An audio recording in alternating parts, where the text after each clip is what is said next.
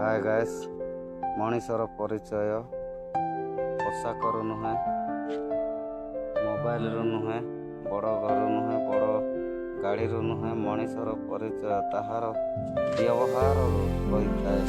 ଯିଏ ଅନ୍ୟର ଦୁଃଖରେ ସାଥୀ ହୋଇ ଛିଡ଼ା ହୁଏ, ଯିଏ ବିନା ସ୍ୱାର୍ଥରେ ସାହାଯ୍ୟ କରିଦିଏ, ଯିଏ ଅନ୍ୟକୁ ସମ୍ମାନ ଦେବା ଜାଣିଥାଏ, ସିଏ ହିଁ ପ୍ରକୃତରେ ଧନୀ ମଣିଷ ହୋଇଥାଏ। ହାଏ ଗାଇସ୍, ମଣିଷର ପରିଚୟ ପୋଷାକରୁ ନୁହେଁ, ମୋବାଇଲରୁ ନୁହେଁ, ବଡ଼ ଘରୁ ନୁହେଁ, ବଡ଼ ଗାଡ଼ିରୁ ନୁହେଁ। ମଣିଷର ପରିଚୟ ତାହାର ବ୍ୟବହାରରୁ ହୋଇଥାଏ। ଯିଏ ଅନ୍ୟର ଦୁଃଖରେ ସାଥୀ ହୋଇ ଛିଡ଼ା ହୁଏ, ଯିଏ ବିନା ସ୍ୱାର୍ଥରେ ସାହାଯ୍ୟ କରିଦିଏ, ଯିଏ ଅନ୍ୟକୁ ସମ୍ମାନ ଦେବା ଜାଣିଥାଏ,